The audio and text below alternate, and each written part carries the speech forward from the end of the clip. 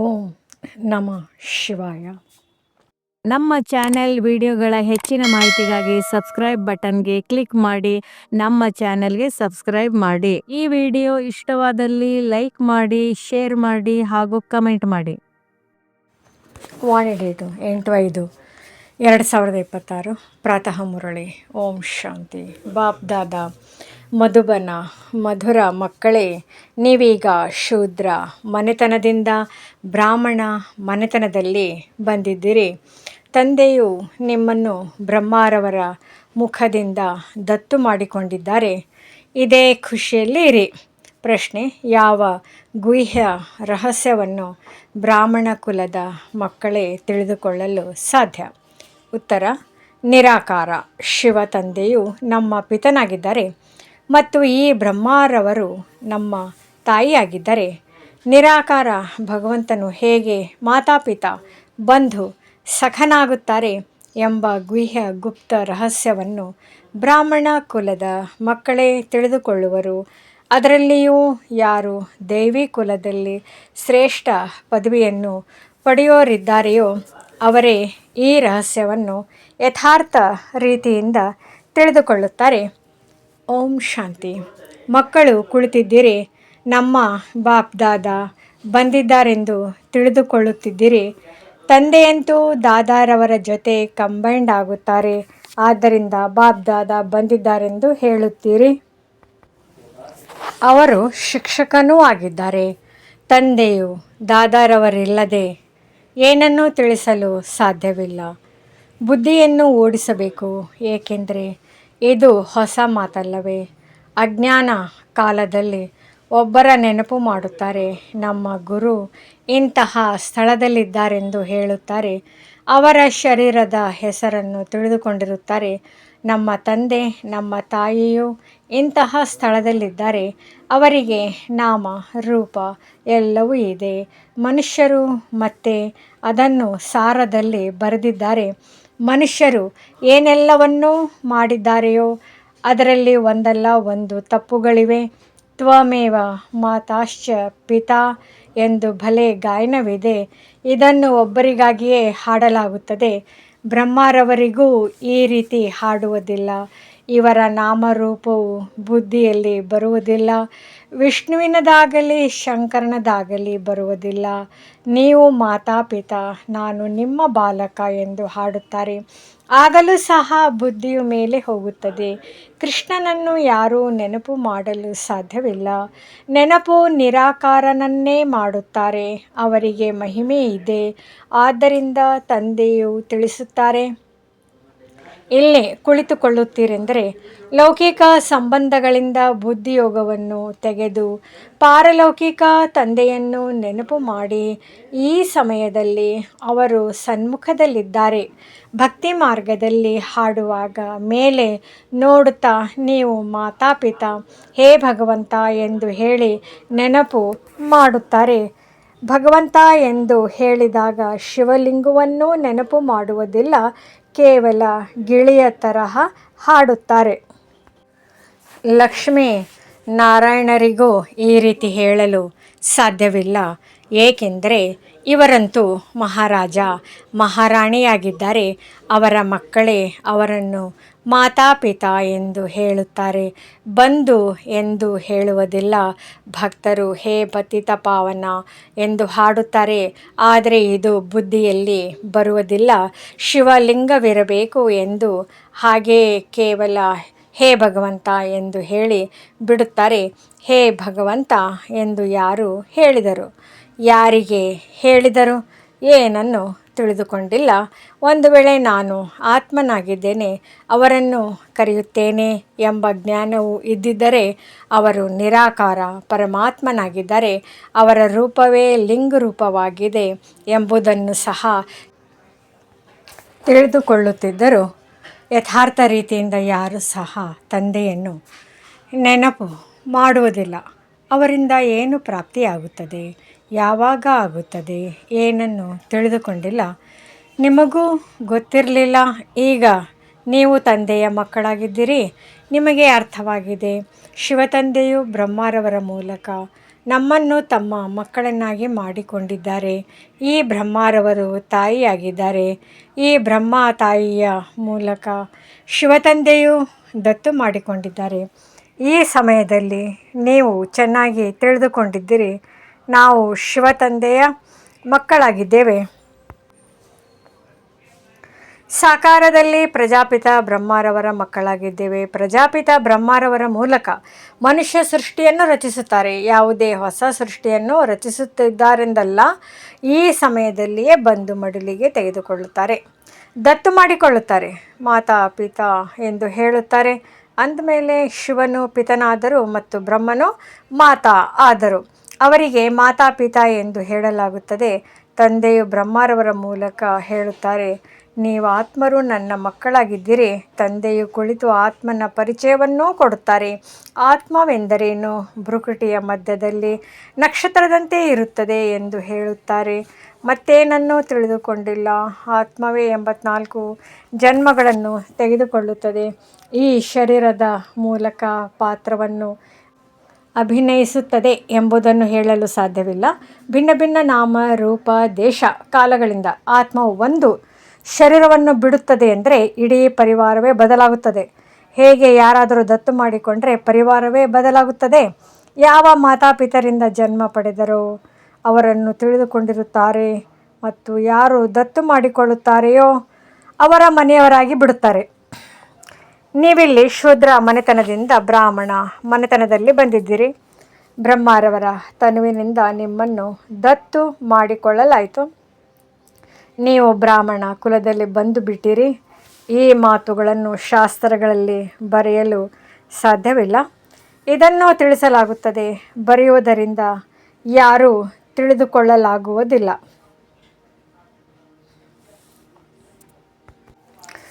ನಾವು ಪರಮಪಿತ ಪರಮಾತ್ಮನ ಸಂತಾನರಾಗಿದ್ದೇವೆ. ಇವರು ತಾಯಿಯಾಗಿದ್ದಾರೆ ಎಂಬುದನ್ನು ನೀವು ಮಕ್ಕಳೇ ತಿಳಿದುಕೊಂಡಿದ್ದೀರಿ. ಬ್ರಹ್ಮನಿಗೆ ಪ್ರಜಾಪಿತನೆಂದೇ ಹೇಳುತ್ತಾರೆ. ಇವರ ಮೂಲಕ ನೀವು ಮಕ್ಕಳನ್ನು ದತ್ತು ಮಾಡಿಕೊಳ್ಳುತ್ತೇನೆ. ಇವು ಎಷ್ಟು ಗುಪ್ತ ಮಾತುಗಳಾಗಿವೆ. ಸನ್ಮುಖದಲ್ಲಿ ಬರದೆ ಯಾರೂ ತಿಳಿದುಕೊಳ್ಳಲು ಸಾಧ್ಯವಿಲ್ಲ.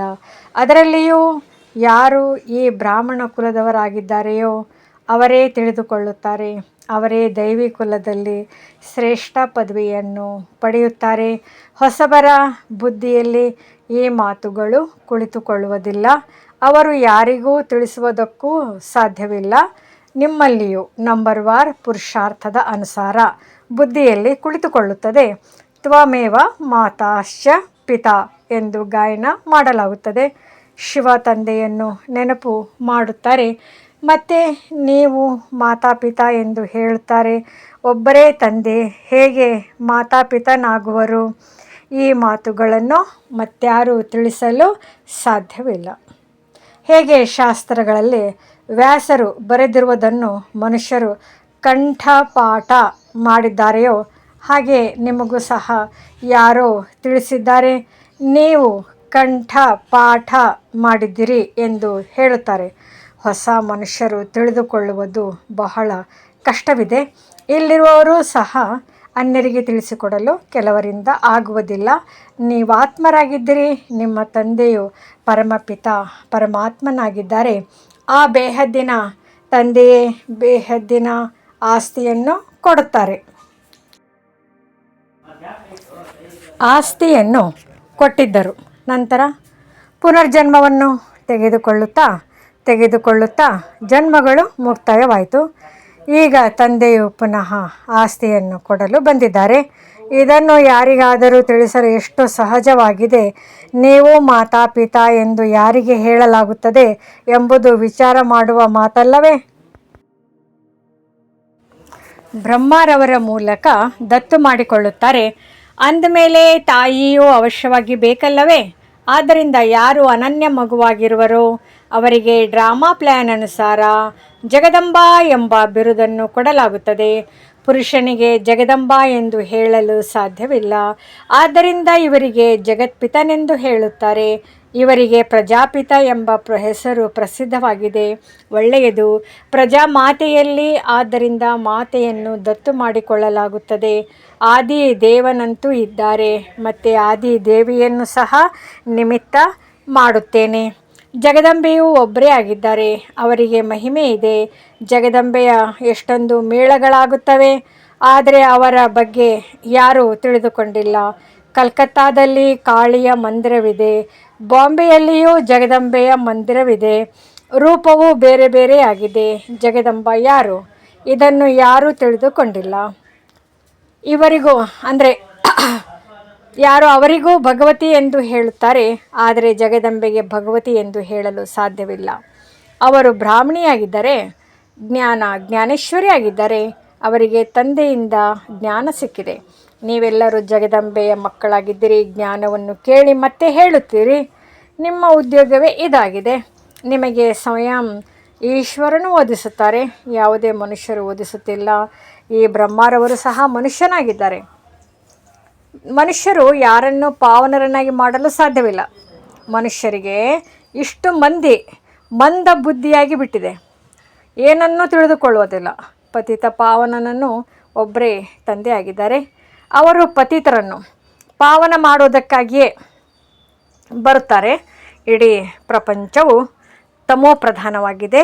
ಎಲ್ಲರೂ ಪತಿತರಾಗಿದ್ದಾರೆ. ಹೊಸ ಪ್ರಪಂಚವು ಪಾವನ, ಹಳೆಯ ಪ್ರಪಂಚವು ಪತಿತವಾಗಿದೆ. ಹಳೆಯ ಪ್ರಪಂಚದಲ್ಲಿ ನರಕವಾಸಿಗಳಾಗಿದ್ದಾರೆ, ಹೊಸ ಪ್ರಪಂಚದಲ್ಲಿ ಸ್ವರ್ಗವಾಸಿಗಳಿದ್ದಾರೆ. ಬುದ್ಧಿಯು ಹೇಳುತ್ತದೆ, ಸತ್ಯಯುಗದಲ್ಲಿ ಕೇವಲ ಭಾರತವಾಸಿ ದೇವಿ ದೇವತೆಗಳೇ ಇರುತ್ತಾರೆ, ಮತ್ತಾರೂ ಇರಲಿಲ್ಲ. ಈಗ ನೀವು ಮಕ್ಕಳಿಗೆ ಈ ಜ್ಞಾನವು ಸಿಕ್ಕಿದೆ. ಹೊಸ ಪ್ರಪಂಚದಲ್ಲಿ ಮೊದಲು ಸೂರ್ಯವಂಶಿ ದೇವತೆಗಳಿದ್ದರು, ನಂತರ ಚಂದ್ರವಂಶಿಯರಾದರು. ಆಗ ಸೂರ್ಯವಂಶವು ಕಳೆದು ಹೋಯಿತು. ಚಂದ್ರವಂಶೀಯರ ನಂತರ ಮತ್ತೆ ವೈಶ್ಯವಂಶೀಯರು ಬರುತ್ತಾರೆ. ಅವಶ್ಯವಾಗಿ ಲಕ್ಷ್ಮೀನಾರಾಯಣರ ರಾಜ್ಯವಿತ್ತು. ಅವರಿಗೆ ಮೊದಲು ಏನಿತ್ತು, ಇದನ್ನು ಯಾರೂ ತಿಳಿದುಕೊಳ್ಳುವುದಿಲ್ಲ. ನೀವು ಮಕ್ಕಳಿಗೆ ತಂದೆಯು ಚಕ್ರದ ರಹಸ್ಯವನ್ನು ತಿಳಿಸಿದ್ದಾರೆ. ದ್ವಾಪರದಲ್ಲಿ ವೈಶ್ಯ ವಂಶೀಯರು ಇರುತ್ತಾರೆ, ಕಲಿಯುಗದಲ್ಲಿ ಶೂದ್ರ ವಂಶೀಯರಿದ್ದಾರೆ. ನಾವೀಗ ಬ್ರಾಹ್ಮಣರಾಗಿದ್ದೇವೆ ಎಂದು ನೀವು ತಿಳಿದುಕೊಂಡಿದ್ದೀರಿ. ನಿಮ್ಮನ್ನು ತಂದೆಯು ತನ್ನವರನ್ನಾಗಿ ಮಾಡಿಕೊಂಡಿದ್ದಾರೆ, ಅರ್ಥಾತ್ ಶೂದ್ರ ಧರ್ಮದಿಂದ ದೇವತಾ ಧರ್ಮದಲ್ಲಿ ವರ್ಗಾವಣೆ ಮಾಡಿದ್ದಾರೆ. ಈಗ ಸೂರ್ಯವಂಶಿ, ಚಂದ್ರವಂಶೀಯರಂತೂ ಇಲ್ಲ. ಲಕ್ಷ್ಮೀನಾರಾಯಣರ ರಾಜ್ಯವಾಗಲಿ ರಾಮರಾಜ್ಯವಾಗಲಿ ಇಲ್ಲ. ಈಗ ಕಲಿಯುಗದ ಅಂತ್ಯವಾಗಿದೆ. ಕಲಿಯುಗದ ನಂತರ ಅವಶ್ಯವಾಗಿ ಸತ್ಯುಗವು ಬರುವುದು. ಕಲಿಯುಗದಲ್ಲಿ ಇದು ಹಳೆಯ ಪತಿತ ಪ್ರಪಂಚವಾಗಿದೆ. ಮಹಾನ್ ದುಃಖಿಯಾಗಿದ್ದಾರೆ. ಆದ್ದರಿಂದ ಹೋಗಿ ದೇವತೆಗಳ ಮಹಿಮೆ ಮಾಡುತ್ತಾರೆ, ತಲೆಬಾಗುತ್ತಾರೆ. ಲಕ್ಷ್ಮೀನಾರಾಯಣರಿಗೆ ಈ ರಾಜ್ಯವನ್ನು ಯಾರು ಕೊಟ್ಟರು? ಇದನ್ನು ಹೇಳುವವರು ಯಾರಾದರೂ ಇದ್ದಾರೆಯೇ? ಯಾರಿಗೂ ಇದು ಸಂಕಲ್ಪದಲ್ಲಿಯೂ ಇರುವುದಿಲ್ಲ, ಏಕೆಂದರೆ ಕಲಿಯುಗವು ಇನ್ನೂ ಮಗುವಾಗಿದೆ ಎಂಬುದೇ ಅವರ ಬುದ್ಧಿಯಲ್ಲಿ ಇದೆ. ಇನ್ನು 40,000 ವರ್ಷಗಳಿದೆ ಎಂದು ತಿಳಿಯುವ ಕಾರಣ ಈ ವಿಚಾರವೇ ಬರುವುದಿಲ್ಲ. ಈಗ ನಿಮಗೆ ಇದು ಗಮನಕ್ಕೆ ಬರುತ್ತದೆ. ಬಾಬಾ ನಮಗೆ ನೆನಪೇ ಇರುವುದಿಲ್ಲವೆಂದು ನೀವು ಕೆಲವು ಮಕ್ಕಳು ಹೇಳುತ್ತಾರೆ. ಏಕೆ ಇರುವುದಿಲ್ಲ? ಏಕೆಂದರೆ ಬೆಳಿಗ್ಗೆ ಎದ್ದು ಕುಳಿತುಕೊಂಡು ಧಾರಣೆ ಮಾಡುವುದಿಲ್ಲ. ತಿಳಿದುಕೊಳ್ಳುತ್ತಾರೆ, ಆದರೆ ಯಾರಿಗೂ ತಿಳಿಸುವುದಿಲ್ಲ. ಆದ್ದರಿಂದ ಈ ರೀತಿ ಆಗುತ್ತದೆ. ಎಲ್ಲರೂ ಒಂದೇ ಸಮಾನ ಬುದ್ಧಿವಂತರಾಗಲು ಸಾಧ್ಯವಿಲ್ಲ. ಬುದ್ಧಿವಂತರೂ ಬೇಕು, ಮಂದ ಬುದ್ಧಿಯವರೂ ಬೇಕು. ಬಹಳ ಬುದ್ಧಿವಂತರು ಹೋಗಿ ರಾಜ ರಾಣಿ ಆಗುತ್ತಾರೆ. ಯಾರು ಎಷ್ಟೆಷ್ಟು ತಿಳಿದುಕೊಳ್ಳುವರೋ ಮತ್ತು ಅನ್ಯರಿಗೆ ತಿಳಿಸಿಕೊಡುವರೋ ಅವರ ಹೆಸರು ಪ್ರಸಿದ್ಧವಾಗುವುದು. ಪ್ರದರ್ಶನಿಗಳನ್ನು ಇಟ್ಟಾಗ ಬಾಬಾ ಇಂಥವರನ್ನು ಕಳುಹಿಸಿಕೊಡಿ ಎಂದು ಪತ್ರ ಬರೆಯುತ್ತಾರೆ, ಆದರೆ ನೀವೇ ಏಕೆ ತಿಳಿಸುವುದಿಲ್ಲ? ಅದಕ್ಕೆ ಬಾಬಾ ಅವರಿಗೆ ಚೆನ್ನಾಗಿ ಅಭ್ಯಾಸವಿದೆ, ನಾವಿನ್ನೂ ಕಚ್ಚಾ ಆಗಿದ್ದೇವೆಂದು ಹೇಳುತ್ತಾರೆ. ಸ್ವಯಂ ತಂದೆಯೇ ಹೇಳುತ್ತಾರೆ, ಎಲ್ಲಿಂದಲಾದರೂ ನಿಮಂತ್ರಣ ಸಿಕ್ಕಿದರೆ ಬರೆದು ಕಳುಹಿಸಿ. ಯಾರು ಇದ್ದಾರೆ ಎಂಬುದನ್ನು ನೋಡಿ ಯಾರನ್ನು ಕಳುಹಿಸಬೇಕು ಎಂದು ತೀರ್ಮಾನಿಸುತ್ತೇವೆ. ಸನ್ಯಾಸಿಗಳೂ ಸಹ ಆ ನಿಮಂತ್ರಣದಲ್ಲಿ ಇದ್ದಾರೆಯೇ ಎಂಬುದನ್ನು ನೋಡಿ ಅವರಿಗೆ ತಿಳಿಸಲು ಅಂತಹ ಒಳ್ಳೆಯ ಬ್ರಹ್ಮಕುಮಾರಿಯನ್ನೇ ಕಳುಹಿಸಬೇಕಾಗುತ್ತದೆ. ಈ ಕುಮಾರಿಕಾ ಮನೋಹರ್ ಇದ್ದಾರೆ, ಗಂಗೆ ಇದ್ದಾರೆ. ಇವರುಗಳಲ್ಲಿ ಯಾರನ್ನಾದರೂ ಕಳುಹಿಸಿ. ಮಕ್ಕಳಂತೂ ಅನೇಕರಿದ್ದಾರೆ. ಕುಮಾರ್, ಜಗದೀಶ್, ರಮೇಶರವರನ್ನು ಕಳುಹಿಸಿ ಎಂದು ಬರೆಯಿರಿ. ನೀವು ಸಹ ತಿಳಿದುಕೊಂಡಿದ್ದೀರಿ, ಒಬ್ಬರು ಇನ್ನೊಬ್ಬರಿಗಿಂತ ಬುದ್ಧಿವಂತರಿದ್ದಾರೆ. ಹೇಗೆ ಜಡ್ಜ್, ಮ್ಯಾಜಿಸ್ಟ್ರೇಟ್ ಒಬ್ಬರು ಇನ್ನೊಬ್ಬರಿಗಿಂತ ಬುದ್ಧಿವಂತರಿರುತ್ತಾರೆ. ಸರ್ಕಾರಕ್ಕೂ ತಿಳಿದಿರುತ್ತದೆ. ಆದ್ದರಿಂದಲೇ ಒಬ್ಬರು ಇನ್ನೊಬ್ಬರಿಗಿಂತ ಕೇಸ್ಗಳು ಮೇಲೆ ಹೋಗುತ್ತವೆ. ಮತ್ತು ಹೈಕೋರ್ಟ್ಗೆ ಹೋಗಿ ಮತ್ತೆ ಅವರಿಗಿಂತಲೂ ಮೇಲೆ ಹೋಗುತ್ತಾರೆ. ಅವರು ಸಹ ಸರಿಯಾಗಿ ತೀರ್ಮಾನ ಕೊಡಲಿಲ್ಲವೆಂದರೆ ಅವರಿಗಿಂತಲೂ ಮೇಲೆ ಹೋಗುತ್ತಾರೆ. ಇವರ ಮೇಲೆ ನೀವು ದಯೆ ತೋರಿಸಿ. ಈಗ ಇವೆಲ್ಲ ಮಾತುಗಳು ಇಲ್ಲಿಯೇ ಆಗುತ್ತವೆ. ಸತ್ಯ ತ್ರೇತಾಯುಗದಲ್ಲೇ ಇರುವುದಿಲ್ಲ. ಮತ್ತು ದ್ವಾಪರದಲ್ಲಿ ರಾಜಾರಾಣಿಯರ ರಾಜ್ಯವಿರುತ್ತದೆ. ಅಲ್ಲಂತೂ ಮಹಾರಾಜ ಮಹಾರಾಣಿಯೇ ಕೇಸು ಸಂಭಾಲನೆ ಮಾಡುತ್ತಾರೆ ಮತ್ತು ಅಲ್ಲಿ ಕೇಸ್ ಇರುವುದು ಬಹಳ ಕಡಿಮೆ. ಈಗಂತೂ ತಮೋ ಪ್ರಧಾನ ಪತಿತರಲ್ಲವೇ. ಆದ್ದರಿಂದ ರಾಜನ ಬಳಿ ಕೇಸು ಹೋದರೂ ಸಹ ಸ್ವಲ್ಪ ಶಿಕ್ಷೆ ಕೊಡುತ್ತಾರೆ. ಕಠಿಣ ತಪ್ಪಾದರೆ ಕಠಿಣ ಶಿಕ್ಷೆಯನ್ನು ವಿಧಿಸುತ್ತಾರೆ. ಇಲ್ಲಂತೂ ಎಷ್ಟೊಂದು ಮಂದಿ ಜಡ್ಜ್ ವಕೀಲರಿದ್ದಾರೆ. ಕಾರೋಬಾರ್ನಲ್ಲಿ ಎಷ್ಟೊಂದು ಅಂತರವಿದೆ. ಸತ್ಯುಗದಲ್ಲಿ ಹೇಗಿರುತ್ತದೆ ಎಂಬುದನ್ನು ಯಾರಿಗೂ ತಿಳಿದಿಲ್ಲ. ಈಗ ತಂದೆಯು ತಿಳಿಸಿದ್ದಾರೆ. ಈ ಲಕ್ಷ್ಮೀನಾರಾಯಣರನ್ನು ತಿಳಿದುಕೊಂಡಿದ್ದೀರಾ ಎಂದು ಯಾರೊಂದಿಗಾದರೂ ಕೇಳಿರಿ. ಹೇಗೆ ಬಿರ್ಲಾದವರು ಇದ್ದಾರೆ, ಮಂದಿರಗಳನ್ನು ಕಟ್ಟಿಸುತ್ತಾ ಇರುತ್ತಾರೆ. ಅಂಥವರಿಗೆ ನಿಮ್ಮಲ್ಲಿ ಯಾರಾದರೂ ಪತ್ರ ಬರೆಯಿರಿ. ನೀವು ಲಕ್ಷ್ಮೀ ನಾರಾಯಣರ ಮಂದಿರಗಳನ್ನಂತೂ ಬಹಳ ಕಟ್ಟಿಸುತ್ತೀರಿ. ಆದರೆ ಯಾವಾಗ ಸತ್ಯುಗಕ್ಕೆ ಮೊದಲು ಕಲಿಯುಗವಿತ್ತು ಅಂದಮೇಲೆ ಇವರಿಗೆ ಈ ರಾಜಧಾನಿಯು ಹೇಗೆ ಸಿಕ್ಕಿತು? ಕಲಿಯುಗದಲ್ಲಂತೂ ಏನೂ ಇರಲಿಲ್ಲ. ದೇವತೆಗಳು ಯಾರೊಂದಿಗೂ ಯುದ್ಧ ಮಾಡುವುದಿಲ್ಲ. ಯುದ್ಧದಿಂದ ಯಾರೂ ವಿಶ್ವದ ಮಾಲೀಕರಾಗಲು ಸಾಧ್ಯವಿಲ್ಲ. ಯಾರು ವಿಶ್ವದ ಮಾಲೀಕರಾಗಿದ್ದಾರೋ ಆ ಲಕ್ಷ್ಮೀನಾರಾಯಣರ ಚಿತ್ರಗಳನ್ನಿಟ್ಟಿದ್ದಾರೆ. ಈಗಂತೂ ಕಲಿಯುಗವಾಗಿದೆ. ಇಲ್ಲಿ ಆಯುಧಗಳಿಂದ ಯುದ್ಧ ನಡೆಯುತ್ತದೆ. ತಂದೆ ತಿಳಿಸಿದ್ದಾರೆ. ಕ್ರಿಶ್ಚಿಯನ್ ಧರ್ಮದವರೇ ಪರಸ್ಪರ ಸೇರಿ ಒಂದಾದರೆ ಪರಸ್ಪರ ಪ್ರೀತಿಯನ್ನಿಟ್ಟಿದ್ದೇ ಆದರೆ ವಿಶ್ವದ ಮಾಲೀಕರಾಗಬಲ್ಲರು. ಆದರೆ ಇದು ಸಾಧ್ಯವಿಲ್ಲ. ಲಕ್ಷ್ಮೀ ನಾರಾಯಣರೇ ವಿಶ್ವದ ಮಾಲೀಕರಾಗುತ್ತಾರೆ. ಬುದ್ಧಿಯು ಹೇಳುತ್ತದೆ ಇವರು ಪರಸ್ಪರ ಒಂದಾದರೆ ಮಾಲೀಕರಾಗಬಲ್ಲರು. ಆದರೆ ಸತ್ಯುಗದಲ್ಲಿ ಯಾರೂ ರಾಜಾರಾಣಿಯಂತೂ ಆಗಲು ಸಾಧ್ಯವಿಲ್ಲ. ಸೃಷ್ಟಿ ನಾಟಕವೇ ಹೀಗೆ ಮಾಡಲ್ಪಟ್ಟಿದೆ. ನಾವೀಗ ಪುನಃ ಯೋಗ ಬಲದಿಂದ ಸ್ವರ್ಗದ ಆಸ್ತಿಯನ್ನು ತೆಗೆದುಕೊಳ್ಳುತ್ತಿದ್ದೇವೆ. ನೀವಿದನ್ನು ತಿಳಿಸಬಹುದು. ಕಲ್ಪದ ಮೊದಲು ಸಹ ಸಂಗಮದಲ್ಲಿ ತಂದೆಯಿಂದ ಪದವಿಯನ್ನು ಪಡೆದಿದ್ದೇವೆ. 84 ಜನ್ಮಗಳು ಪೂರ್ಣವಾಯಿತು. ಈಗ ಪುನಃ ಆಸ್ತಿಯನ್ನು ಪಡೆಯುತ್ತಿದ್ದೇವೆ. ಒಳ್ಳೆಯದು. ಮಧುರಾತಿ ಮಧುರ ಅಗಲಿ ಹೋಗಿ ಮರಳಿ ಸಿಕ್ಕಿರುವ ಮಕ್ಕಳ ಪ್ರತಿ ಮಾತಾ ಪಿತಾ ಬಾಬ್ದಾದರವರ ನೆನಪು, ಪ್ರೀತಿ ಹಾಗೂ ಸುಪ್ರಭಾತ. ಆತ್ಮಿಕ ಮಕ್ಕಳಿಗೆ ಆತ್ಮಿಕ ತಂದೆಯ ನಮಸ್ತೆ. ಧಾರಣೆಗೋಸ್ಕರ ಮುಖ್ಯ ಸಾರ.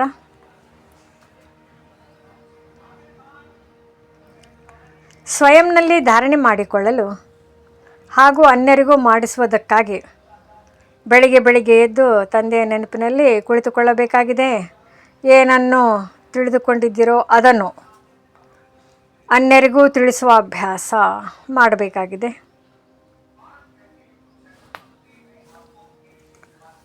ಲೌಕಿಕ ಸಂಬಂಧಗಳಿಂದ ಬುದ್ಧಿ ಯೋಗವನ್ನು ತೆಗೆದು ಒಬ್ಬ ಪಾರಲೌಕಿಕ ತಂದೆಯನ್ನು ನೆನಪು ಮಾಡಬೇಕಾಗಿದೆ. ತಂದೆಯಿಂದ ಯಾವ ಜ್ಞಾನವು ಸಿಕ್ಕಿದೆಯೋ ಅದನ್ನು ಕೇಳಿ ಎಲ್ಲರಿಗೂ ತಿಳಿಸಬೇಕಾಗಿದೆ. ಇದೇ ನಿಮ್ಮ ಕರ್ತವ್ಯ. ಅಂದರೆ ಉದ್ಯೋಗವಾಗಿದೆ. ವರದಾನ: ಸಮಾವೇಶ ಮಾಡಿಕೊಳ್ಳುವ ಶಕ್ತಿಯ ಮೂಲಕ ಏಕಮತದ ವಾತಾವರಣವನ್ನು ನಿರ್ಮಾಣ ಮಾಡುವಂತಹ ಉದಾಹರಣಾ ಸ್ವರೂಪ ಭವ. ಯಾರು ಒಂದೇ ರೀತಿ ಮಣಿಯಾಗಿದ್ದಾರೆ, ಒಬ್ಬರದೇ ಲಗನ್ನಲ್ಲಿ ಹಾಗೂ ಏಕರಸ ಸ್ಥಿತಿಯಲ್ಲಿ ಸ್ಥಿತರಾಗಿ ಒಬ್ಬರ ಮತದಂತೆ ನಡೆಯುವವರಾಗಿ ಇದ್ದರೆ, ಪರಸ್ಪರರಲ್ಲಿ ಸಂಕಲ್ಪಗಳಲ್ಲಿಯೂ ಏಕಮತವಿದೆಯೋ ಅವರೇ ಮಾಲೆಯಲ್ಲಿ ಪೂರ್ಣಿಸಲ್ಪಡುತ್ತಾರೆ. ಆದರೆ ಏಕಮತದ ವಾತಾವರಣವು ಹಾಗಾಗುತ್ತದೆ ಯಾವಾಗ ಸಮಾವೇಶ ಮಾಡಿಕೊಳ್ಳುವ ಶಕ್ತಿ ಇರುತ್ತದೆ. ಒಂದು ವೇಳೆ ಯಾವುದೇ ಮಾತಿನಲ್ಲಿ ಭಿನ್ನತೆಯುಂಟಾಗುತ್ತದೆ ಎಂದರೆ, ಆ ಭಿನ್ನತೆಯನ್ನು ಸಮಾವೇಶ ಮಾಡಿಕೊಂಡಾಗ ಪರಸ್ಪರರಲ್ಲಿ ಏಕತೆಯಿಂದ ಸಮೀಪಕ್ಕೆ ಬರುವಿರಿ ಹಾಗೂ ಎಲ್ಲರ ಮುಂದೆ ಉದಾಹರಣಾ ಸ್ವರೂಪರಾಗುವಿರಿ. ಸ್ಲೋಗನ್: ಪ್ರತಿ ಸಂಕಲ್ಪ, ವಾಣಿ ಹಾಗೂ ಕರ್ಮದಲ್ಲಿ ಆತ್ಮೀಯತೆಯ ಧಾರಣೆ ಮಾಡುತ್ತೀರೆಂದರೆ ಸೇವೆಯಲ್ಲಿ ಶೋಭೆಯುಂಟಾಗುವುದು. ಅವ್ಯಕ್ತ ಸೂಚನೆ: ಸದಾ ಅಚಲ, ಅಡೋಲ, ಏಕರಸ ಸ್ಥಿತಿಯ ಅನುಭವ ಮಾಡಿ.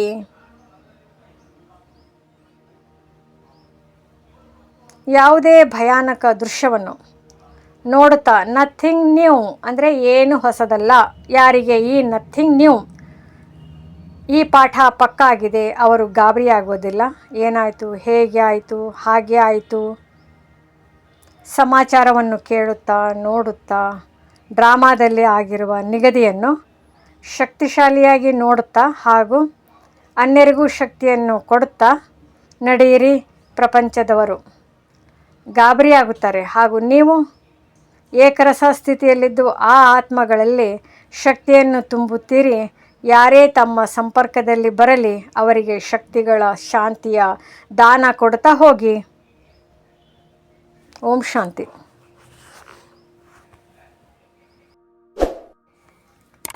ಈ ವಿಡಿಯೋ ಇಷ್ಟವಾದಲ್ಲಿ ಹೆಚ್ಚಿನ ವಿಡಿಯೋಗಳ ಮಾಹಿತಿಗಾಗಿ ನಮ್ಮ ಚಾನಲ್ಗೆ ಸಬ್ಸ್ಕ್ರೈಬ್ ಮಾಡಿರಿ.